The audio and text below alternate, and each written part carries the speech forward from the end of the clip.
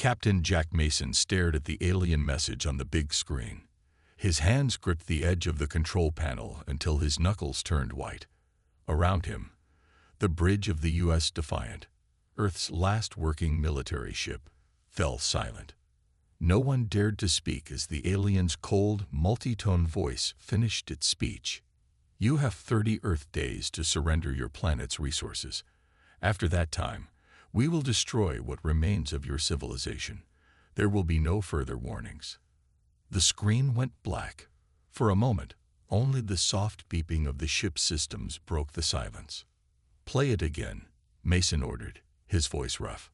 He ran a hand through his short gray hair, looking older than his 45 years. Lieutenant Amy Parker, the communications officer, nodded and tapped her screen. The alien appeared again, tall, with blue-gray skin and 4 eyes arranged in a diamond pattern. Its mouth moved strangely as it spoke, like the words didn't match its lips. This time, Mason watched the crew's faces instead of the message. Fear, anger, defeat, the same emotions that had been cycling through his own mind since the Stellar Coalition had first appeared in Earth's skies 2 weeks ago. Their first attack had been swift and deadly. In less than 6 hours, they had destroyed every major military base on the planet. The world's navies now lay at the bottom of the oceans. Air forces were reduced to burning scrap. Land armies scattered and broken. The Defiant had survived only because it had been underwater during the initial attack, testing a new stealth system. Even so, the ship had taken damage. They were limping along with half-working engines and weapons that probably couldn't hurt a Coalition rowboat, if aliens even had such things. "Sir," Parker said after the message ended again, "we're being called to an emergency meeting. All surviving military leaders. The President will be there." Mason nodded. "Tell them we're on our way." The meeting took place in an underground bunker beneath what was left of Washington, D.C. representatives from countries around the world sat around a large table, their faces lit by the harsh white lights overhead.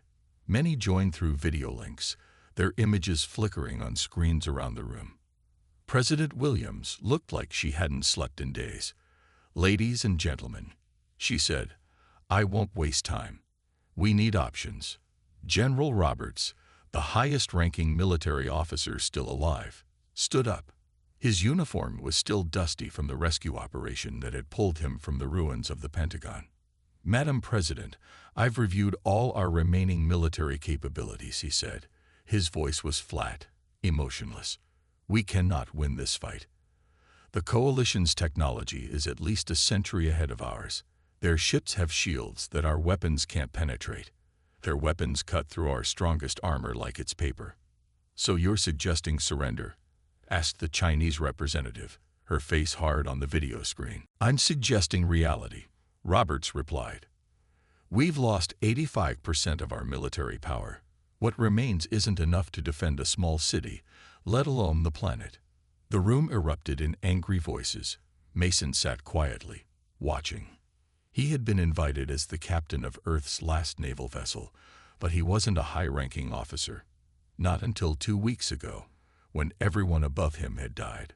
Before the invasion, he had been a salvage expert, brought into the Navy to help reuse old equipment during budget cuts. Salvage, taking broken things and making them useful again. An idea began to form in his mind. A crazy, impossible idea. "Excuse me," he said, standing up. No one noticed at first, until President Williams held up her hand for silence. "Captain Mason has the floor," she said. Mason cleared his throat. "The general is right that we can't win with what we have now. But maybe we don't need to use what we have. Maybe we need to build something new." "Build what?" Roberts asked, frowning. "We don't have time to develop new technology." "Not develop. Steal." Mason pointed to the screen showing images of downed Coalition ships. "Every time they attack us, they leave pieces behind. Their ships crash. Parts fall off. What if we could use those parts? Use alien technology we don't understand?" The Russian representative scoffed. "We don't need to understand all of it," Mason argued. just enough to make it work. Look, before I joined the Navy, I ran a salvage operation in the Pacific. My team and I could take apart ships from a dozen different countries and put them back together in new ways. President Williams leaned forward. What exactly are you suggesting, Captain? I'm suggesting we build our own warship, using coalition tech mixed with our own. Something they've never seen before because no one would be crazy enough to try it. Mason's eyes lit up as he spoke, the plan taking shape in his mind. They think in straight lines. Everything perfect and planned. But humans? We're messy. We improvise. We take what's broken and make it work again. Even if this were possible, General Roberts said slowly, we'd need a team, resources, a secure location. I have people I trust. Engineers, mechanics, people who can think outside the box. Mason pulled out his tablet and opened a map. And I know the perfect spot. The Pacific Ship Graveyard.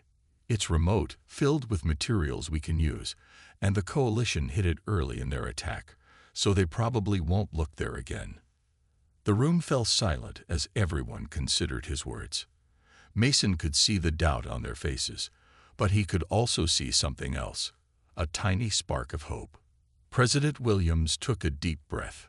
This plan is unorthodox. With respect, Madam President, Mason said, Orthodox got most of our military killed. We need something the Coalition won't expect. After a long pause, she nodded. How many people do you need? 50. The best engineers and technicians still alive. And permission to use whatever resources we can find. You'll have it. But Captain, she fixed him with a steady gaze, you understand what's at stake here. Mason thought of his home in Nevada, now just a crater. Of his brother's family, missing since the first attack. Of Earth. Yes, Madam President. I do. 3 days later, Mason stood on the deck of a rusty cargo ship, looking out at the Pacific Ship Graveyard. Once, it had been where old vessels came to be taken apart. Now, it was also filled with the smoking remains of Earth's Navy and several downed Coalition craft. Beside him stood Dr. Emma Reynolds, a thin woman with wild red hair pulled back in a messy ponytail. She had been fired from NASA 5 years ago for experiments deemed too risky. Now, her expertise in propulsion systems might save the world. You really think we can build a warship from this junk? She asked, gesturing at the field of wreckage spread out before them. Mason pulled a piece of twisted metal from a nearby pile. It was part of a Coalition ship, its surface covered in strange markings that seemed to glow faintly. Their stuff still works even when it's broken, he said. That gives us an advantage they don't expect. Tom Rivera, a former black market tech dealer who now served as Mason's second-in-command, joined them. Teams ready to start salvage operations, Captain. Mason nodded, looking at the determined faces of his makeshift crew. Most weren't military. They were engineers, mechanics, hackers, people who knew how to make do with what they had. 27 days, he said. That's how long we have to build a warship that can save Earth. He held up the alien fragment. Let's show these Coalition bastards what humans can do with a pile of junk and a deadline. The morning sun glinted off the thousands of metal pieces scattered across the Pacific Ship Graveyard. For the past 5 days, Mason's team had worked nonstop, sorting through wreckage and salvaging anything useful. Their makeshift camp buzzed with activity as people carried parts, welded metal, and tested equipment. We need more power cells, Emma Reynolds said, wiping sweat from her forehead. She pointed to a diagram on her tablet. The Coalition ships use some kind of energy source I'd never seen before. It's like a battery, but it never seems to run out. Mason nodded, looking at the strange blue glowing cylinder they had pulled from a downed alien fighter. How many do we need? At least 5 more of the big ones to power the main systems. Mason turned to Rivera. Take Team B and check the northern section. There was a larger Coalition ship that went down there. Rivera nodded and gathered his team. As they left, Mason watched Dr. Reynolds examining the alien power cell with a mix of frustration and wonder. "Something wrong?" he asked. "Everything about their technology is weird," she said. "It's not just advanced. It's like they think differently than we do." She tapped the power cell. "Look at this. No visible connectors, no radiation, no heat. But it powers systems 10 times more efficiently than our best tech." Mason picked up the cylinder, feeling its slight vibration. "Can you make it work with our systems?" Emma smiled, the kind of smile that made Mason think of a kid with a new toy. "Oh, I'll make it work. I just might blow us all up the first few times I try." By the end of the first week, they had the basic outline of a ship. It wasn't pretty. A skeletal frame cobbled together from Earth Navy vessels, with alien components grafted onto it like strange metal tumors. But it was taking shape. Lisa Wong, their chief engineer, had created a central command area using the bridge from a destroyed aircraft carrier. Screens salvaged from both human and alien vessels lined the walls, displaying a mix of English text and strange coalition symbols. "We figured out their basic communication frequencies," Lisa explained as Mason inspected the bridge. "They use a kind of quantum entanglement for instant messaging across long distances. We can't replicate it, but we can tap into it. Listen." She pressed a button, and the room filled with the strange musical language of the coalition. "Can we understand what they're saying?" Mason asked. "Working on it, but we can track their ships using these signals." As if on cue, an alarm sounded. One of the technicians called out, "Coalition patrol ship approaching. ETA 3 minutes." Mason's heart raced. Everyone to emergency positions. Shut down all non-essential systems. The team had practiced this drill, knowing discovery would mean death. Lights went out. Power systems hummed to silence. Workers scrambled to hide under tarps and debris. From his position, Mason watched the sky. A sleek silver craft appeared, its smooth hull reflecting the sun as it glided over the graveyard. It was beautiful in a cold, deadly way. The ship moved slowly, sensors scanning the area. Mason held his breath as it passed directly overhead. For a terrible moment, the ship paused. Then, with a faint whine, it continued on its patrol route and disappeared over the horizon. Slowly, the team emerged from hiding. "That was too close," Rivera said, joining Mason. "We need better camouflage." Mason nodded, an idea forming. "Or we need to look like something they've already dismissed as harmless." The next day, Mason ordered the team to disguise their operation as a refugee camp. They erected tents and set up small fires, making it appear like survivors had gathered among the wreckage to salvage basic supplies. When coalition ships passed over, the workers pretended to be civilians, looking scared and disorganized. The disguise worked. Coalition patrols noted the camp but categorized it as non-threatening. Meanwhile, beneath tarps and inside the shells of broken ships, the real work continued. Emma made a breakthrough on the 10th day. "I've figured out how their shields work," she announced during the evening meeting.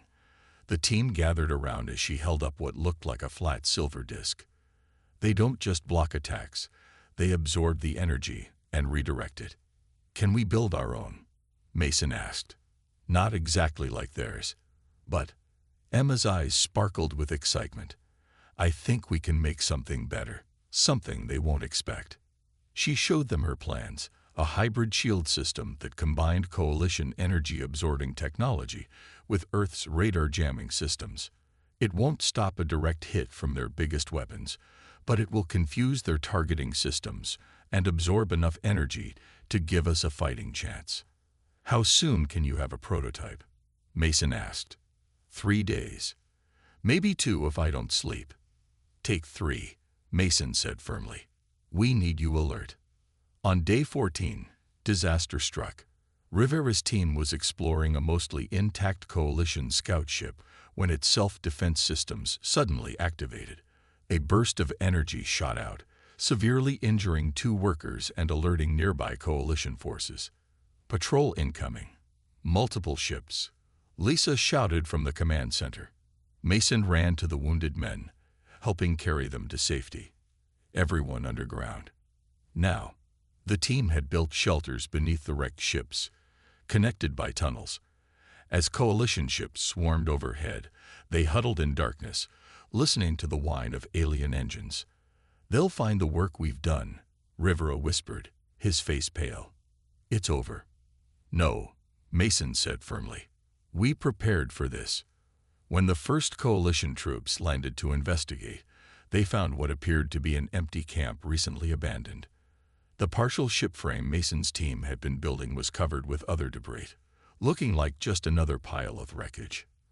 The aliens searched for nearly an hour, then left, apparently satisfied that the energy burst had simply been a system malfunction in the damaged scout ship. When the team finally emerged from hiding, they found something unexpected. The coalition troops had left the scout ship behind, apparently considering it too damaged to salvage. "It's mostly intact," Emma said, running her hands over the alien vessel's hull. "Engine, weapons, navigation." Mason smiled. "Get it underground. Now." By the end of the third week, the shape of their warship had changed completely. Using the coalition scout ship as a core, they had built outward, adding Earth tech where needed but keeping the alien systems as the heart. "It's working," Emma said with tired amazement as the ship's main power came online for the first time. Lights flickered across the makeshift bridge. Screens lit up. A gentle hum filled the air as the hybrid systems synchronized. Rivera looked at the readouts. Power at 60% and holding steady. No detectable emissions that would give us away. He turned to Mason with the first real smile anyone had seen on his face in weeks. "We might actually pull this off." Mason walked around the bridge, touching the mismatched panels and jury-rigged controls. It wasn't pretty. Exposed wires ran along walls. Earth keyboards sat next to alien touch panels. But it worked. Commander Jack Reed pressed his hand against the cold glass of the observation deck. The stars looked the same as they always did, cold, distant, and uncaring. But today it was different. Today, those stars might hold humanity's last chance. "Sir, you need to see this." Tom Miller, the chief engineer of the survey vessel Pathfinder, pointed at the main screen. His usually steady hands shook slightly. Jack turned away from the window and looked at the display. What he saw made no sense. Floating silently among the asteroids was a ship, a massive warship of clearly human design. "That's impossible," Jack whispered. "We don't have anything that big in this sector." Lisa Gray, the team's historian, shook her head as she studied the readings. "We don't have anything that big anywhere. This design, I've never seen anything like it." The year was 2783, and humanity was losing a war. The swarm had appeared 3 years ago, insect-like aliens that moved across the galaxy like a plague of locusts. They consumed everything in their path: planets, moons, asteroids, and people, especially people. Earth's outer colonies had fallen first, then the inner colonies. Last month, they had lost contact with Mars. Earth itself was now surrounded by the last remaining ships of the Human Defense Force, and Jack's small team was out here, at the edge of human space, looking for resources to keep the fight going for just a little longer. "Run a full scan," Jack ordered. "I want to know everything about that ship." Tom worked quickly at his station. Power readings are minimal, but there's something there. Life support is functioning at the lowest possible level. Weapon systems are dormant but intact. He looked up with wide eyes. "Sir, this technology is beyond anything we have. The energy signatures don't match any known human designs." "But it is human," Lisa insisted. She pointed to markings visible on the hull. "Those are Earth military symbols, but very old ones. I think this ship might be from the Lost Century." Jack felt a chill run down his spine. The Lost Century was the period after the Third World War, when most of Earth's records were destroyed. What little they knew suggested it was a time of rapid technological advancement, before the great collapse that had set humanity back by decades. "Are you saying we're looking at a ship that's at least 300 years old?" Jack asked. Lisa nodded slowly. "At least, and if it has technology we no longer understand." The three of them shared a look. They all knew what that meant. If this ship contained lost technology, it might give humanity an edge against the swarm. "Suit up," Jack ordered. "We're going aboard." The journey to the derelict vessel took less than an hour. As they approached in their shuttle, the true size of the ship became clear. It was at least twice as large as the biggest modern battleship. "I'm picking up a docking bay," Tom said. "Looks like the doors are partially open. We should be able to get inside." The shuttle slipped through the gap in the massive hangar doors. Inside, the bay was dark except for a few emergency lights that still functioned after centuries of abandonment. Their shuttle's lights revealed rows of fighter craft, unlike any design they had ever seen. "Those look advanced," Lisa whispered through the comm in her suit, "even by our standards." They landed near the inner doors. After checking that the hangar had atmosphere, thin but breathable, they exited the shuttle. "Stay close," Jack said, weapon ready. "We don't know what's waiting for us." The ship was silent as they made their way deeper inside. Emergency lighting activated as they moved, as if the vessel was slowly waking up after a long sleep. "Main computer should be on the bridge," Tom said, following the schematics on his tablet. "If we can access it, we might learn what this ship is and why it's here." The corridors were wide and designed for efficiency rather than comfort. Everything about the ship spoke of its purpose: war. After 20 minutes of walking and riding silent elevators, they reached what appeared to be the bridge. Unlike the rest of the ship, here the lights came on at full strength as they entered. "Welcome aboard the UES Prometheus," a voice said suddenly, making them all jump. A holographic figure appeared at the center of the bridge, a man in an unfamiliar military uniform. "I am the ship's artificial intelligence interface. Authorization required for full systems activation. State nature of emergency." Jack stepped forward. "I am Commander Jack Reed of the Human Defense Force. Earth and her colonies are under attack by an alien species we call the Swarm. We're on the brink of extinction." The hologram seemed to process this information. Scanning external databases. Confirmation received. Threat assessment. Extinction level. Activating Lazarus Protocol. Suddenly, the bridge lit up completely. Screens came to life all around them, showing ship systems powering up. "What's the Lazarus Protocol?" Lisa asked. "The Lazarus Protocol is the final contingency plan," the AI replied. "The Prometheus was built as humanity's insurance policy. If all other defenses failed against the predicted alien threat, this vessel and its crew would serve as the last line of defense." "Crew?" Jack asked, looking around the empty bridge. In answer, the AI directed them to a sealed door at the back of the bridge. When it opened, they saw rows of cryopods stretching into the distance. Inside each pod was a person, sleeping peacefully, unaware that centuries had passed. "The crew of the Prometheus has been in suspended animation since the ship was launched in 2435, the AI explained. "They are the best scientists, engineers, and soldiers of their time, equipped with knowledge and technology that was later lost." "Why?" Lisa asked. "Why hide away your most advanced ship and best people?" "Because our scientists predicted the coming of the swarm over 300 years ago," the AI said. "We knew humanity's initial defenses would likely fail. The Prometheus was designed to be forgotten, hidden away until it was truly needed." The first of the cryopods began to open with a hiss of escaping air. Inside, a man with graying hair opened his eyes for the first time in centuries. "Captain Robert Wells," the AI announced. "Commander of the Prometheus." The man looked around in confusion, then focused on Jack and his team. "How long?" he asked, his voice hoarse from centuries of disuse. 348 years, "Captain," the AI answered. "And humanity needs you now." As Wells struggled to sit up, alarms began to sound throughout the ship. The AI's hologram flickered. "Warning. Swarm vessels detected approaching this sector. Estimated time to arrival: 6 hours."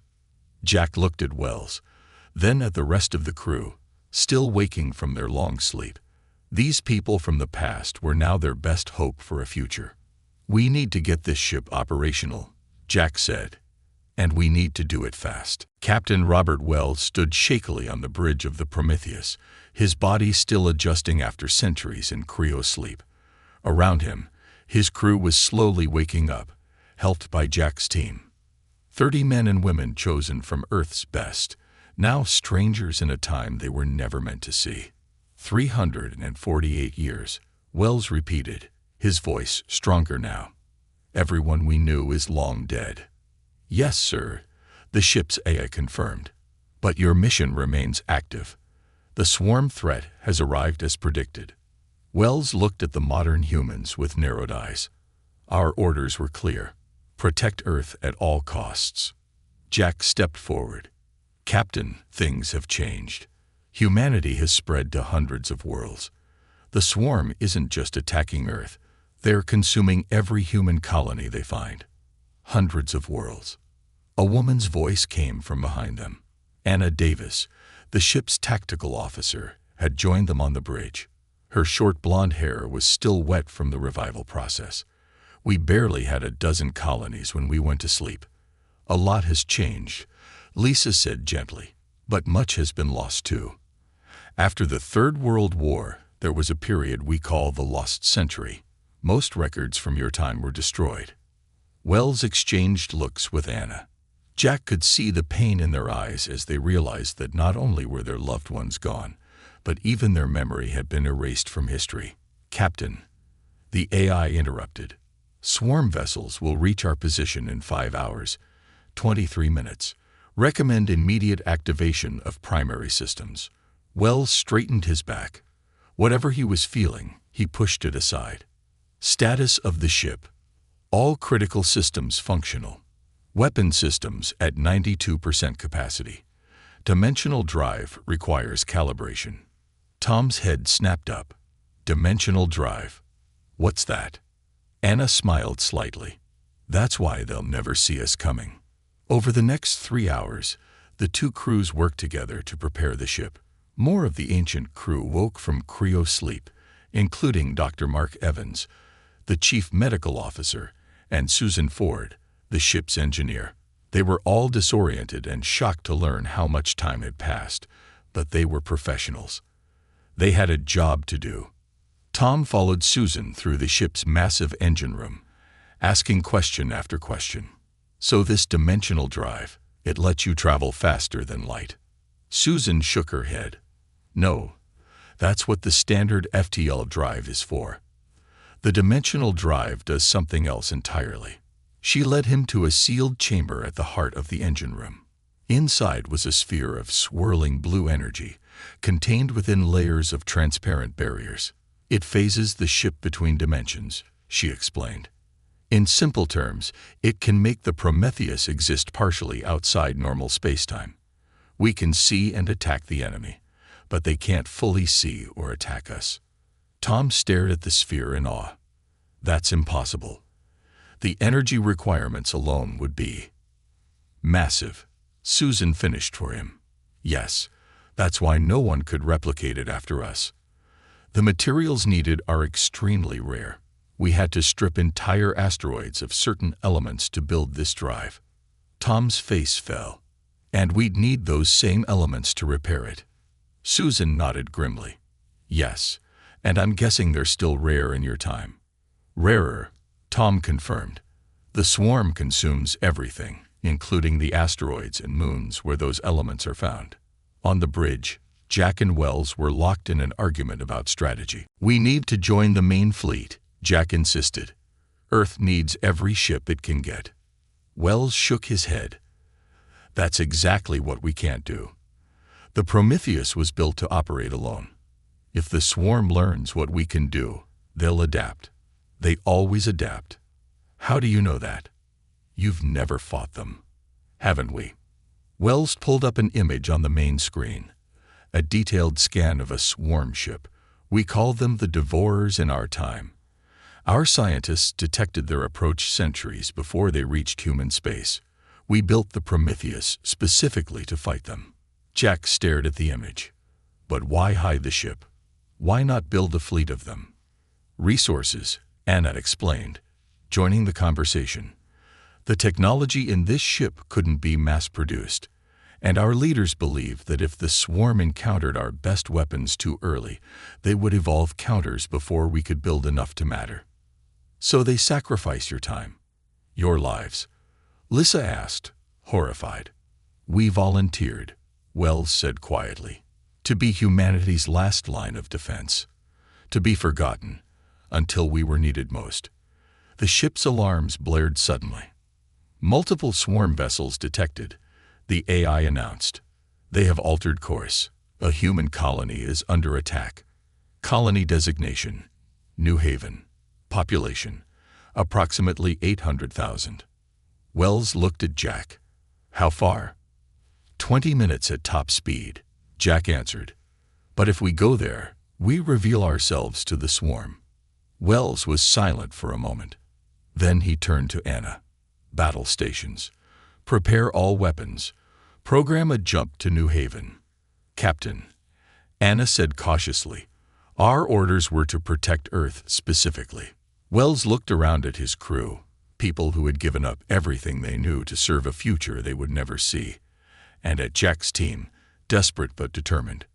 Earth has changed, Wells said. Humanity has changed. But our mission remains the same. Ensure human survival. He turned back to the controls. We fight for all of humanity now, not just one world. The Prometheus arrived at New Haven with a flash of light. The colony was a small settlement on a rocky moon, surrounded by swarm ships. On the surface, fires were already burning as the aliens began their consumption.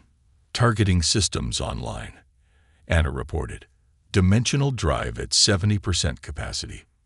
That will have to do, Wells said. Engage the drive. Bring us to partial phase. Target the 3 largest swarm ships first. The air around the Prometheus shimmered as the dimensional drive activated. The ship seemed to flicker, becoming semi-transparent. Fire main batteries, Wells ordered. Beams of energy lashed out from the Prometheus, cutting through the first swarm ship as if it were made of paper. The alien vessel split apart, its pieces tumbling into space. Second target, Anna called. Firing. 2 more swarm ships exploded before the aliens realized they were under attack. The remaining ships turned to face the new threat, but their weapons passed through the Prometheus as if it were a ghost. They can't touch us, Jack whispered in amazement. Not while we're phased, Wells confirmed. But we can only maintain this state for short periods. The strain on the drive is too great. The Prometheus continued its attack, moving through the swarm fleet like an avenging spirit. Each shot found its mark, while enemy fire passed harmlessly through the phased ship. In less than 30 minutes, it was over. The swarm ships were destroyed or retreating. New Haven was saved. As the Prometheus returned to normal phase, the crew erupted in cheers. They had won their first battle. But Wells and Jack exchanged knowing looks. This was just the beginning. Sir, the communications officer called out. We're receiving transmissions from New Haven. They're asking who we are. Tell them, Wells said after a moment's thought. Tell them the Prometheus has returned, and we've come to take back what belongs to humanity. As the message was sent, Jack looked at the ship's systems.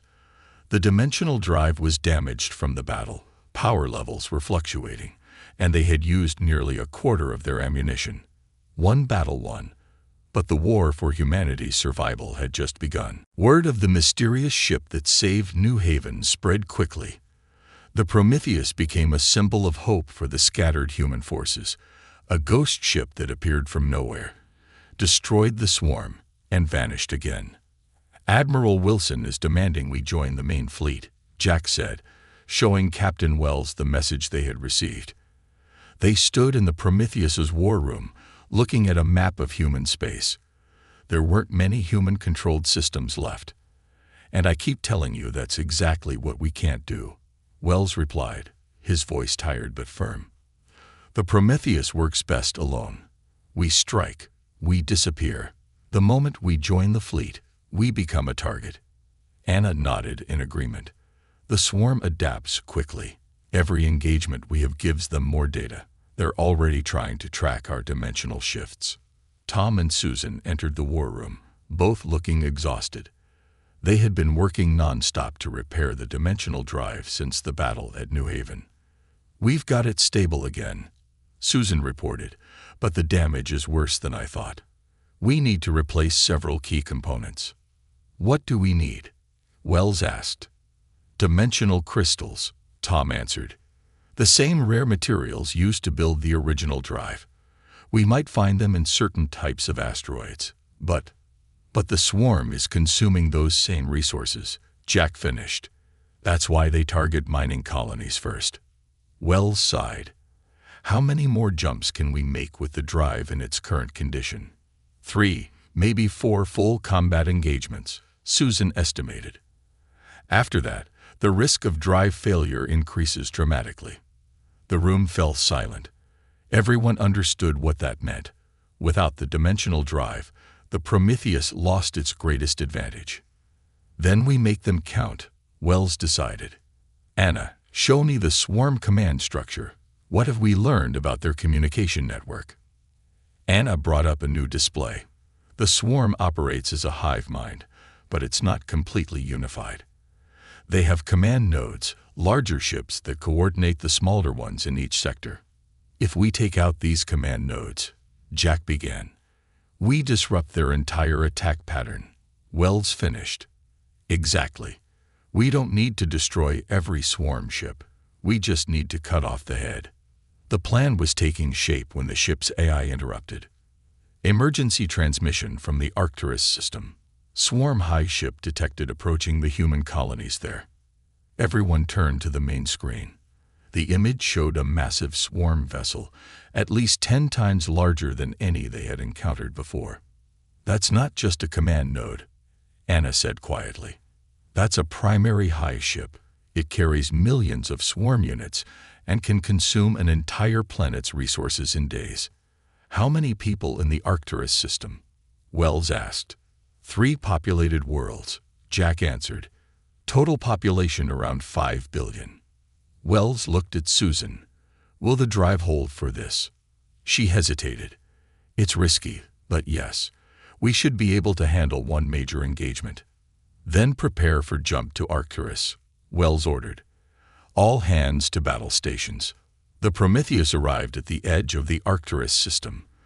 The high ship was already approaching the outermost planet, with hundreds of smaller swarm vessels surrounding it. "That thing is massive," Lisa whispered, staring at the scans. "How can we possibly stop it?" "We can't," Wells admitted. "Not alone. But we don't have to." He pointed to another part of the system, where ships were gathering. "The human fleet is here. Admiral Wilson must have ordered every remaining warship to defend Arcturus." "It's still not enough," Anna said, studying the tactical display. "Even with us, we're outnumbered 10 to 1. "Then we need to be smarter," Wells said.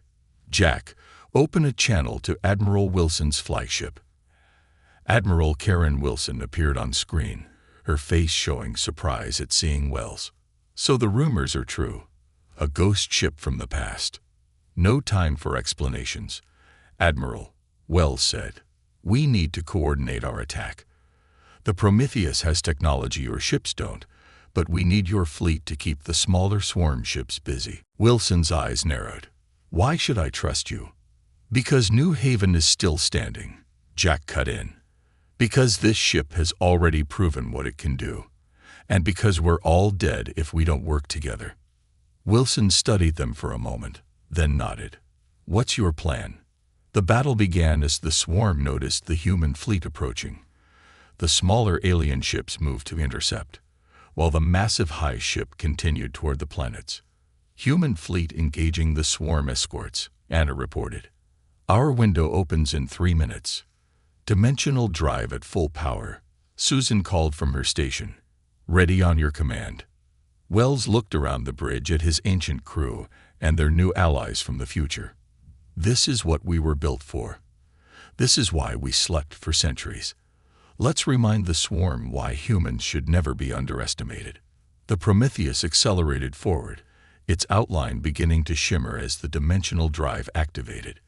The ship phased partially out of normal space, becoming ghost-like. Releasing drone swarm, Anna announced. Hundreds of small fighter drones launched from the Prometheus, each one sharing the ship's phasing ability. They spread out in a web pattern, surrounding the high ship. Admiral Wilson's fleet has engaged the swarm escorts, the communications officer reported. They're drawing them away from the high ship as planned. Now, Wells ordered, full power to weapons. Target the high ship's primary sensor array. The Prometheus and its drones attacked simultaneously. Beams of energy cut through the high ship's outer shell, targeting key systems identified by Anna's tactical analysis. The high ship responded, firing massive energy weapons. Most passed harmlessly through the phased Prometheus, but a few found their mark as the ship briefly returned to normal space to fire its weapons. Hull breach on Deck 7. Someone shouted. Emergency teams responding. Drive stability at 64% and dropping. Susan warned. We can't maintain phase for much longer. Wells gripped his chair as the ship shook under another hit. Continue the attack. Target their propulsion systems next. The battle raged for nearly an hour. The human fleet fought valiantly against the swarm escorts, while the Prometheus and its drones continued their assault on the high ship. Finally, a series of explosions rippled across the high ship's surface. Their main power core is destabilizing. Anna reported, a note of triumph in her voice. They're losing control. Wells turned to the communications officer. Tell Admiral Wilson to pull back her ships. The high ship is going to. He never finished the sentence. The high ship exploded in a blinding flash, the shockwave hitting the Prometheus with tremendous force.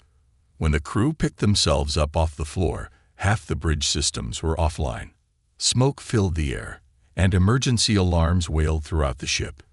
Damage report, Wells called out, wiping blood from a cut on his forehead. Dimensional drive severely damaged. Susan replied through the static of a damaged comm system. Multiple hull breaches. Weapon systems at 30% capacity. Jack helped Lisa to her feet and looked at the tactical display. The remaining swarm ships were in disarray, being picked off by Admiral Wilson's fleet. We did it, he said in disbelief. We actually did it. Wells nodded, but his expression remained grim. We won the battle. But at what cost? The casualty reports began coming in. Several crew members were dead, including Dr. Mark Evans, who had been caught in an explosion while helping wounded crew members. As the Prometheus limped away from the battlefield, the reality of their situation became clear. They had struck a major blow against the swarm, but their ship was badly damaged.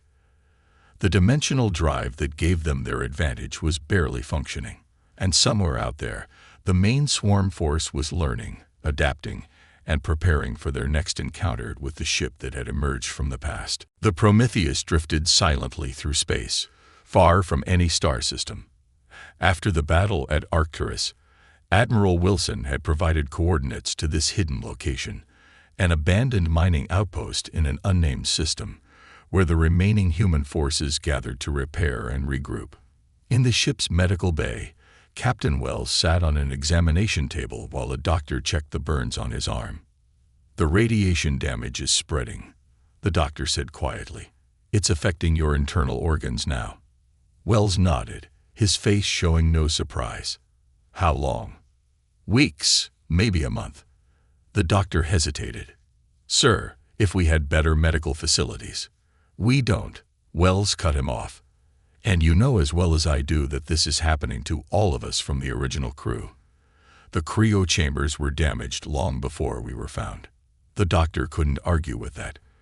The centuries-long sleep had taken its toll. The radiation that had leaked into the cryo chambers during their long wait was slowly killing the original crew members. Wells pulled his sleeve down over the burns. "Don't tell the others yet.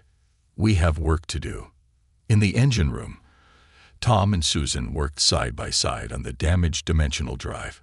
The heart of the device, the swirling blue sphere, now flickered and pulsed erratically.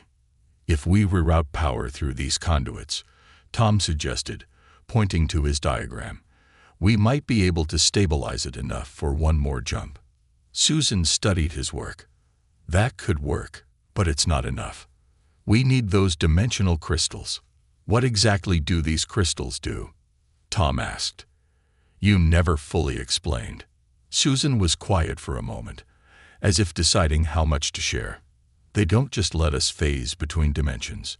With the right configuration, they can create a dimensional rift, a tear in the fabric of reality." Tom stared at her. "Are you saying the drive is actually a weapon?" "It was always meant to be both," Susan admitted. "A way to travel undetected, yes, but also a last resort weapon against the swarm." "Why haven't you used it that way?" "Because creating a rift that size would destroy the ship too," Susan explained. "It was intended as a suicide option if all else failed." Their conversation was interrupted when Jack entered the engine room. "Admiral Wilson is calling a war council. She wants both of you there." The war room was crowded with officers from the Prometheus and several other ships. Admiral Wilson stood at the head of the table, her face grim. "Earth has fallen," she announced without preamble. "The swarm overwhelmed our defenses 12 hours ago. They're consuming the planet's resources as we speak." A heavy silence fell over the room. Jack thought of the blue oceans and green continents he had seen in pictures. Earth, humanity's birthplace, now being devoured by the alien horde. "What about evacuation ships?" someone asked. "Some got away," Wilson answered.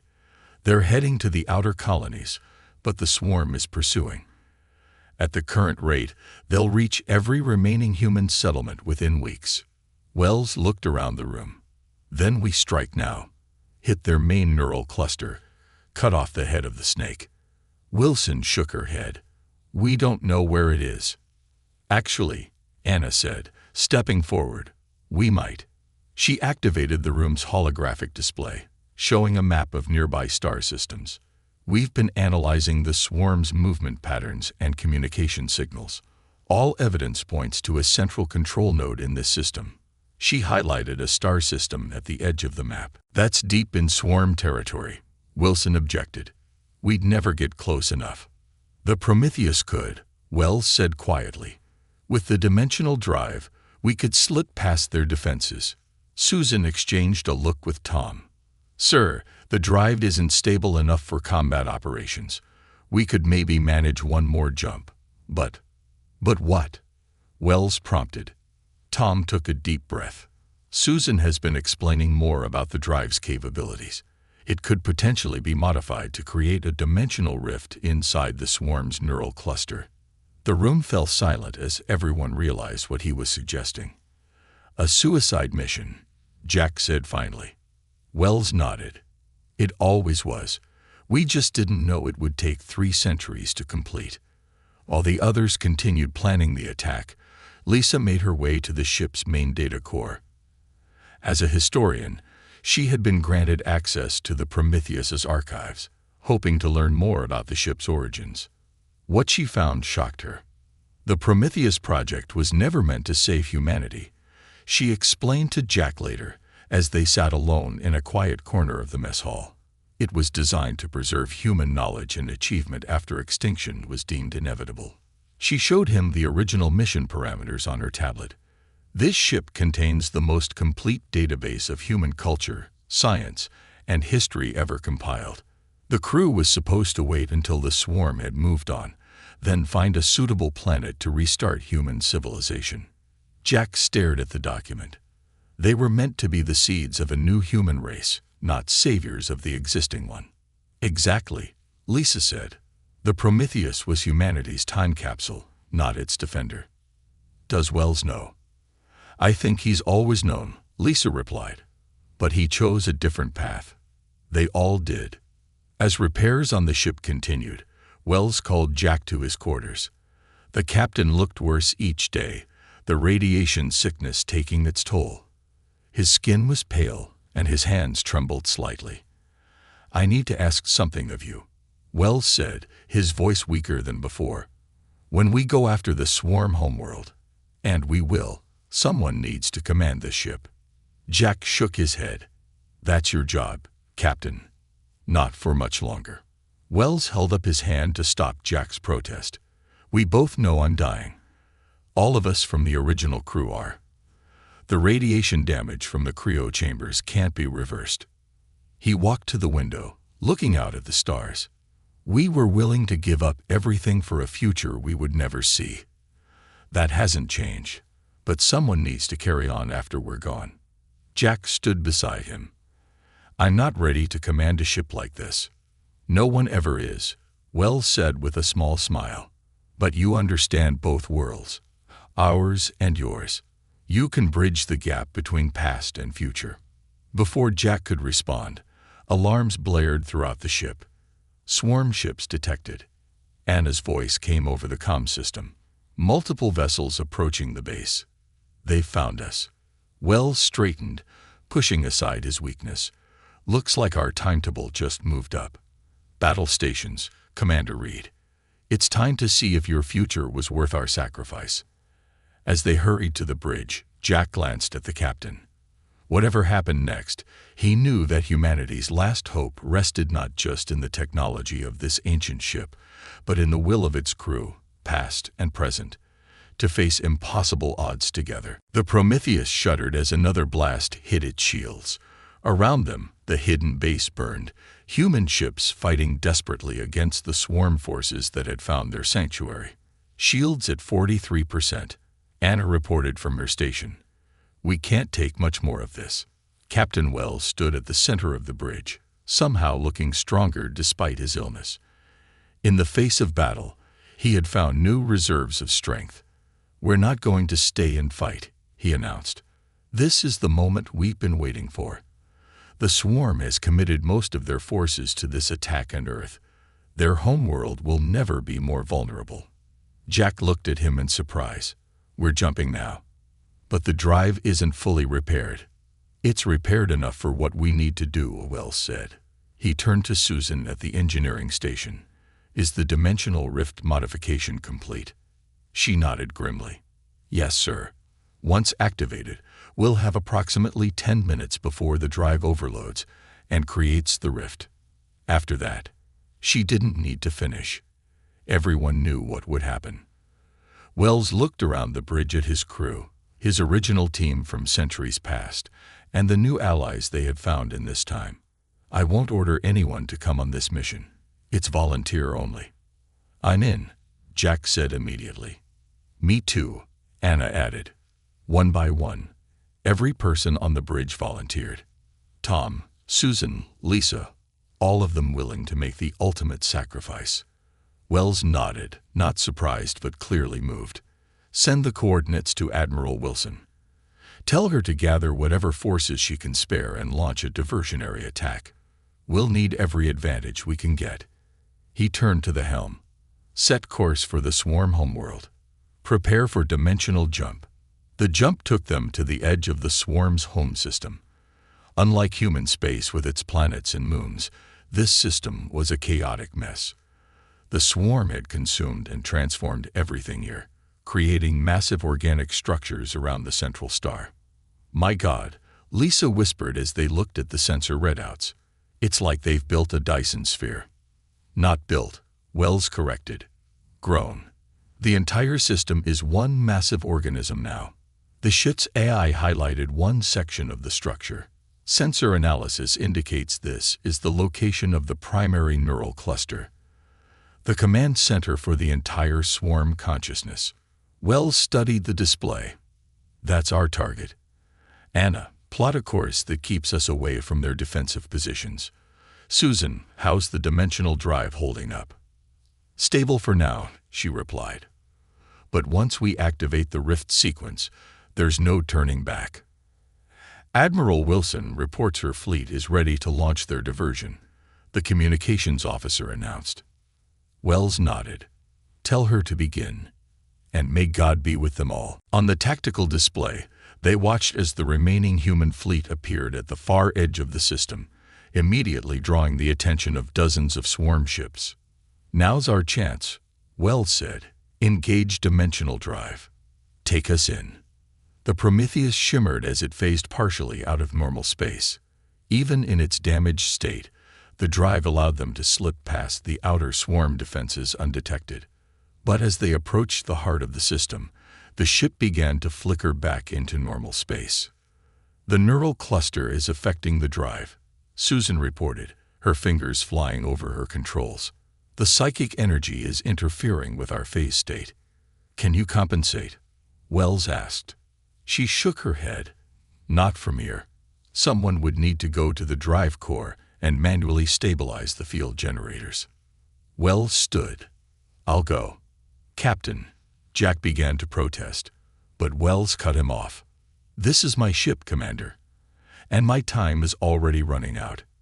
He touched the burns visible on his neck, evidence of the radiation poisoning. This is how it was always meant to be. Before anyone could stop him, Wells left the bridge, heading for the engine room. Deep in the ship, Wells worked quickly at the drive core controls. With each adjustment, the swirling blue sphere grew more stable, allowing the Prometheus to continue its approach to the swarm neural cluster. How close are we? He asked through his comlink. 2 minutes to optimal firing position, Jack's voice replied. Drive stability is improving. Whatever you're doing is working. Wells didn't answer. He knew what needed to be done next. The final stabilization required direct contact with the drive core, a fatal amount of exposure to the dimensional energies. Jack, he said finally, I'm activating the rift sequence now.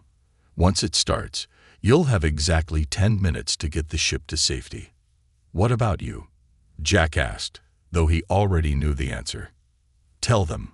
Wells paused. Tell them we kept our promise. After 300 years, we kept our promise.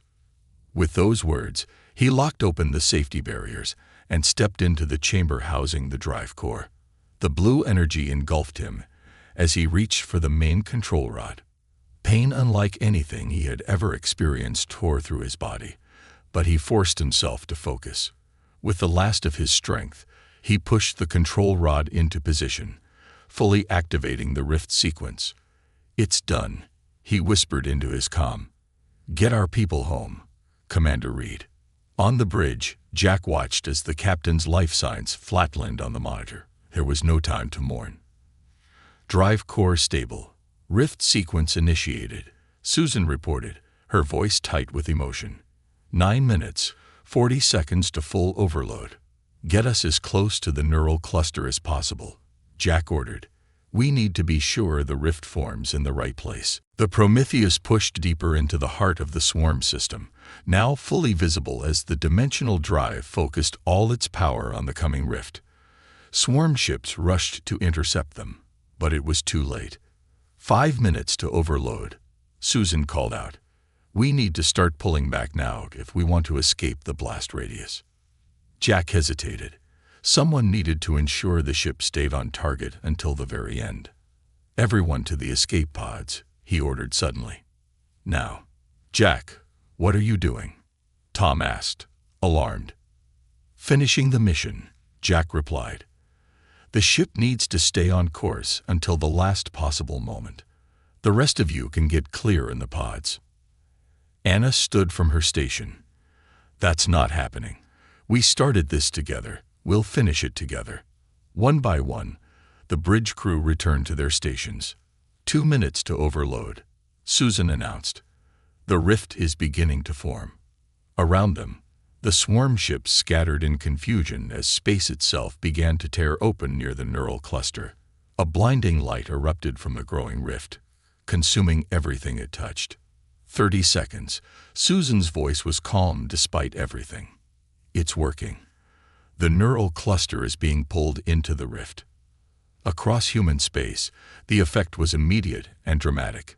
Swarm ships suddenly lost coordination, their attacks becoming disorganized and ineffective. The hive mind was dying. As the dimensional rift reached its full power, engulfing the entire neural cluster, the Prometheus made one final desperate jump away from the blast zone. The ancient ship, damaged beyond repair, limped back toward human space with its mixed crew of past and present. They had done it. At terrible cost, they had saved humanity. 6 months later, Jack stood on the observation deck of the new human settlement on Mars. The rebuilding was underway across all surviving colonies. The Prometheus was gone, too damaged to repair. But its technology and the knowledge stored in its database were revolutionizing human science. And most importantly, the swarm was defeated, reduced to scattered, mindless groups that posed no threat without their central consciousness. "Captain Reed," a voice called. He turned to see Lisa approaching, carrying a small memorial plaque. "It's ready," she said, "for the monument." Jack read the inscription. "For the crew of the Prometheus, who slept for centuries to save a future they would never know. Humanity remembers." As Jack looked up at the stars, he thought of Captain Wells and his crew, forgotten by history, until they returned to make history. Their sacrifice had given humanity a second chance, and Jack intended to make sure it counted.